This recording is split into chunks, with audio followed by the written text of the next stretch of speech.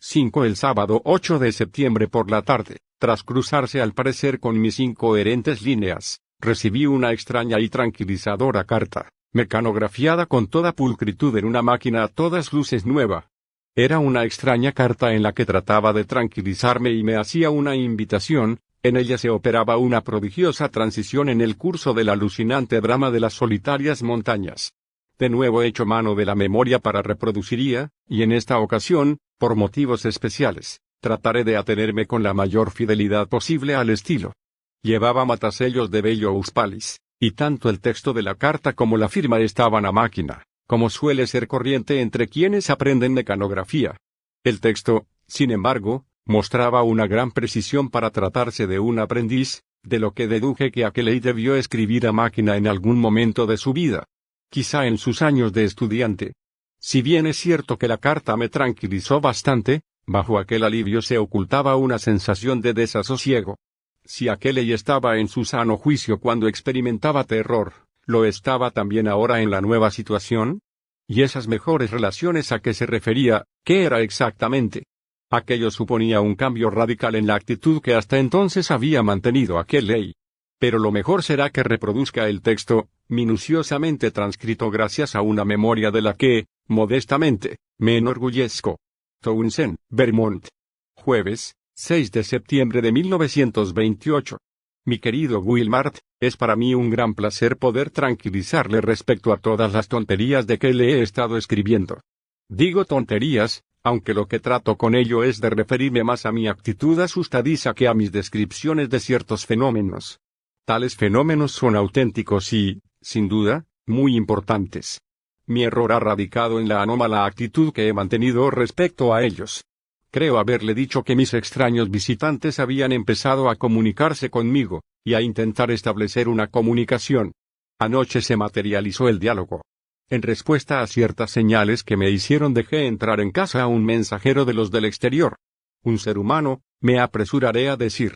Me contó cosas que ni usted ni yo nos habríamos atrevido siquiera a imaginar, y me demostró bien a las claras que nuestros juicios y conjeturas sobre la razón de mantener el secreto acerca de la colonia que los exteriores han establecido en nuestro planeta estaban totalmente descaminadas. Al parecer, las malignas leyendas sobre lo que ofrecen a los hombres y esperan obtener de la Tierra, son el resultado de una interpretación errónea y superficial del lenguaje alegórico. Un lenguaje, bien entendido, moldeado por tradiciones culturales y hábitos mentales muy distintos de los nuestros. Mis propias conjeturas, debo reconocerlo, eran tan erróneas como podrían serlo los barruntos de cualquier campesino analfabeto o de un indio salvaje. Lo que en un principio había juzgado morboso, vergonzoso e ignominioso es en realidad algo sorprendente, algo que ensancha los límites de la imaginación y resulta hasta glorioso.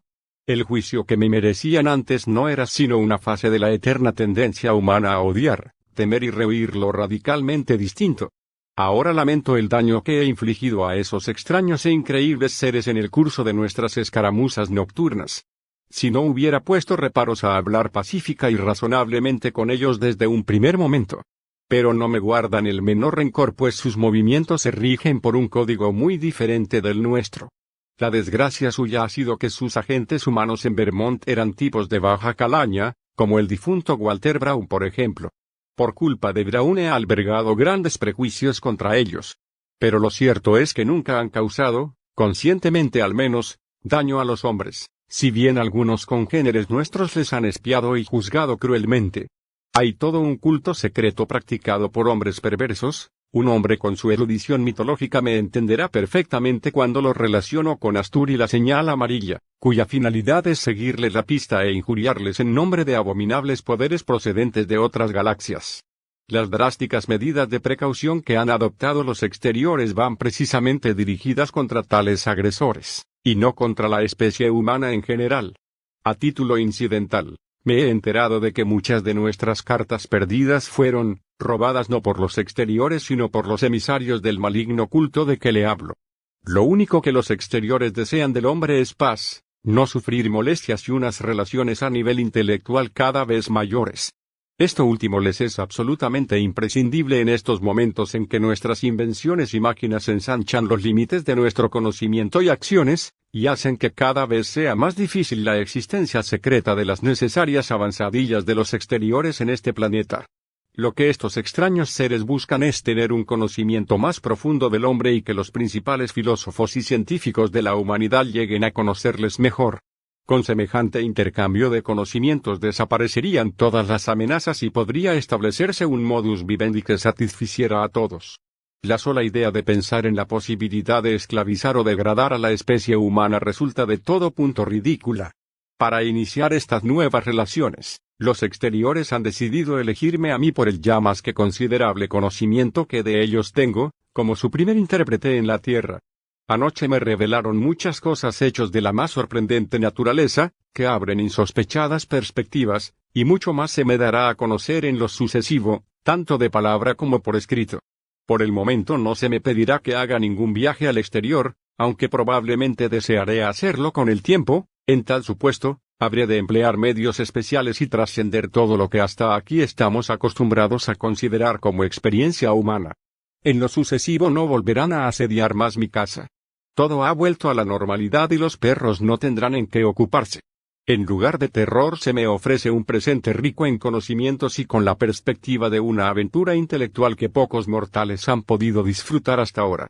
Los exteriores son quizá los seres orgánicos más maravillosos que existen en o allende el espacio y el tiempo, integrantes de una raza cósmica de la que el resto de las formas con vida no son sino meras variantes degradadas.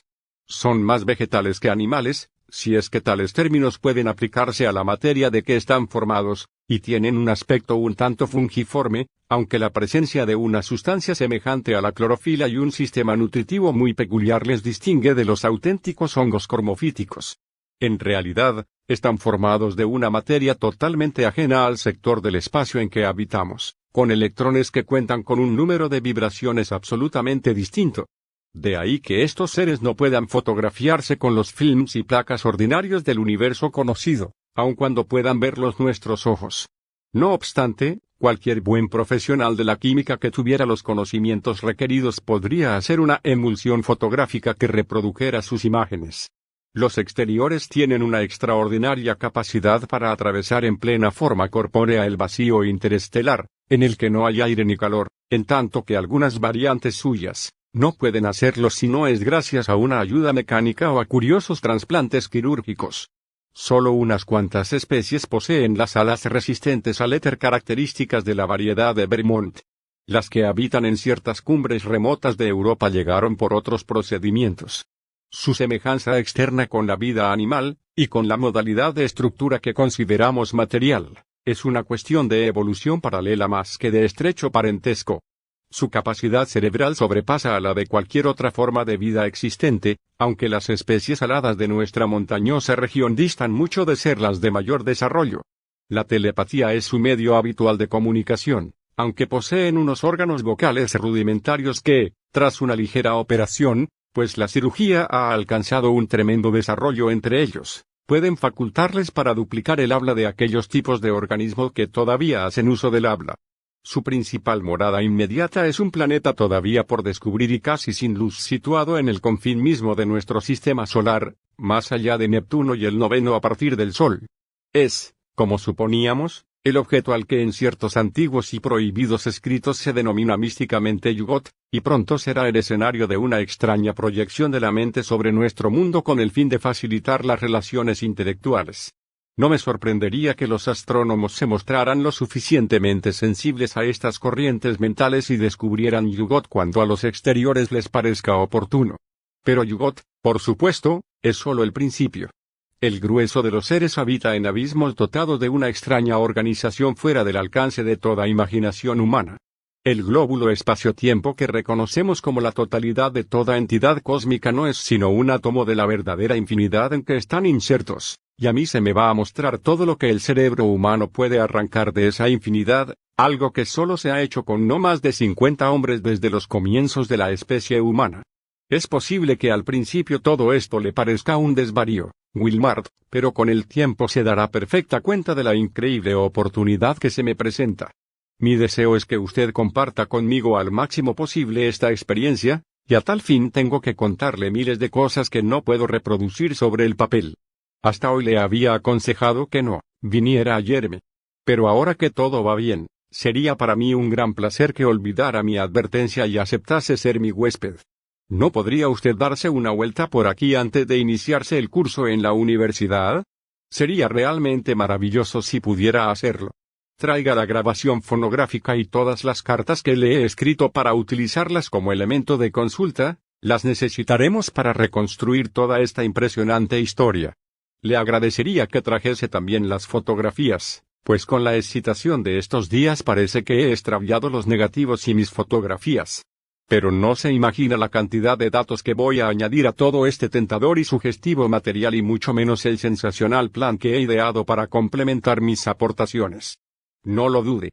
Nadie me espía ahora, y tampoco encontrará usted nada anormal o que pueda perturbarle. Venga e iré a buscarle en mi coche a la estación de Brattleboro. Dispóngase a pasar aquí una larga temporada, y prepárese a oír hablar durante largas veladas de cosas que escapan a toda conjetura humana. Bien entendido que no debe decir nada a nadie, pues el asunto en cuestión no debe trascender al público. El servicio de trenes a Brattleboro no es malo. En Boston puede enterarse del horario. Tome el B.E.T.M. hasta Greenfield, y trasborde allí para el corto trayecto que le resta. Le aconsejo que coja el que sale a las 4:10 de la tarde de Boston. Dicho tren llega a Greenfield a las 7:35, de donde a las 9:19 sale otro que pasa por Brattleboro a las 10:01 de la noche. Todo ello entre semana. Comuníqueme la fecha e iré a la estación a esperarle con mi coche.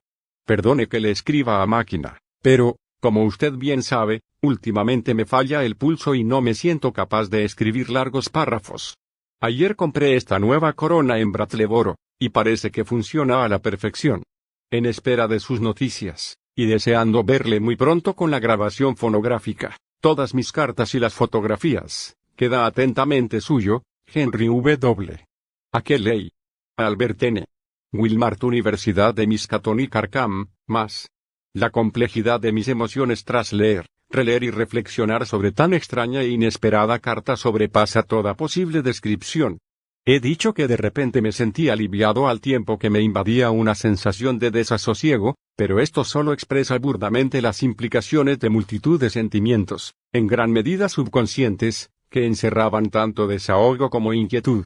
Para empezar, aquella carta estaba tan en las antípodas de toda la cadena de horrores que la precedieron. El cambio de actitud desde el terror más descarnado a aquella fría complacencia, e incluso exaltación, era algo tan imprevisto, meteórico y radical.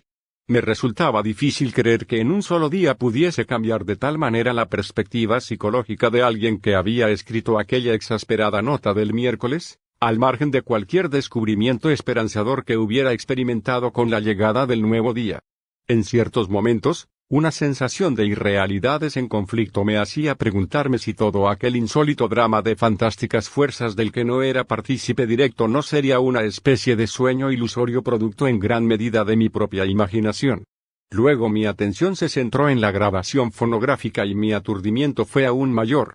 Distaba tanto aquella carta de todo lo que cabía esperar.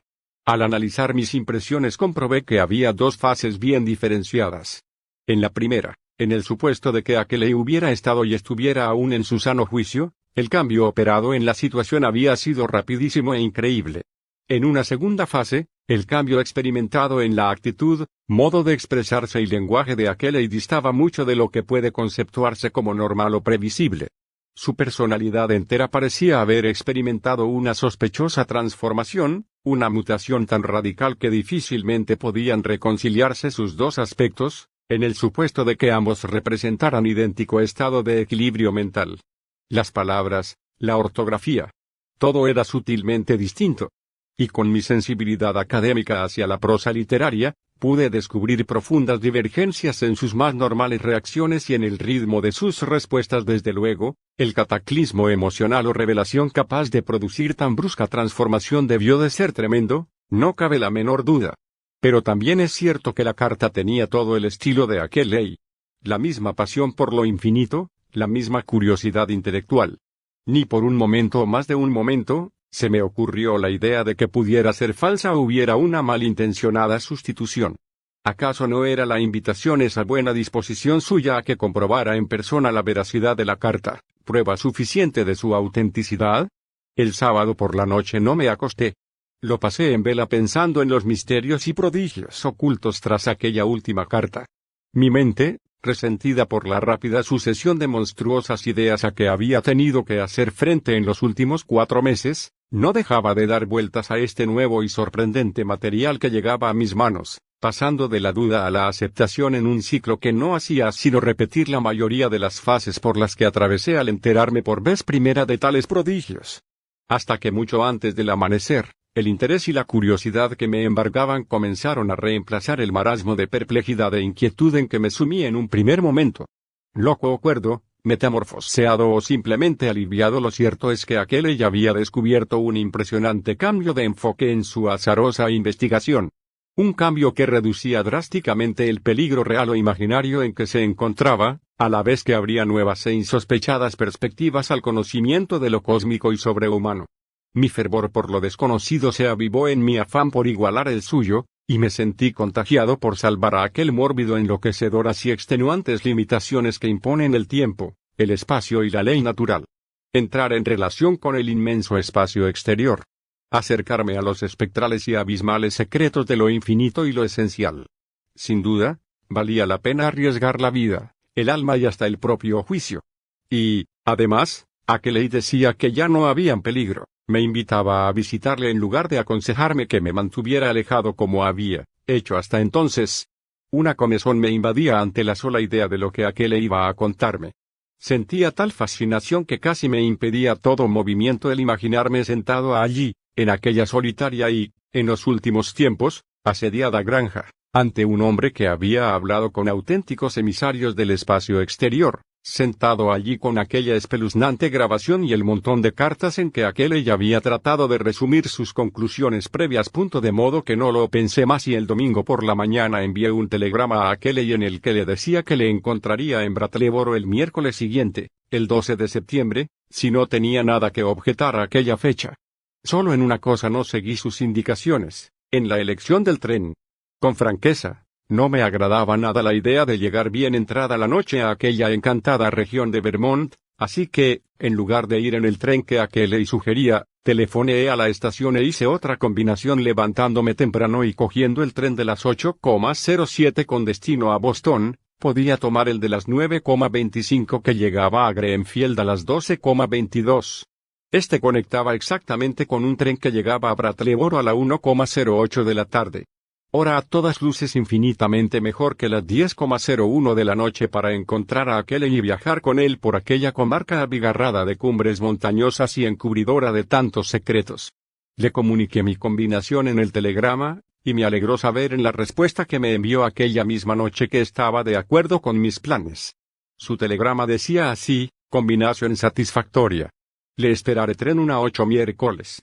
No olvide grabación, cartas y fotografías. Tranquilicése hasta ese día. Esperé grandes revelaciones. Aquel y la llegada a mis manos de este mensaje, respuesta directa del que envié a aquel y que por fuerza tenía que haber sido llevado a su casa desde la estación de Townsend, bien por un funcionario de telégrafos o a través del hilo telefónico reparado, borró cualquier duda subconsciente que pudiera albergar acerca de la autoría de tan sorprendente carta. Experimenté una gran sensación de alivio, desde luego infinitamente mayor de la que podía esperar por entonces, pues mis dudas no se habían desvanecido del todo sino que estaban profundamente soterradas. Pero aquella noche dormí a pierna suelta y hasta bien entrada la mañana, y durante los 2 días siguientes me dediqué afanosamente a hacer los preparativos del viaje.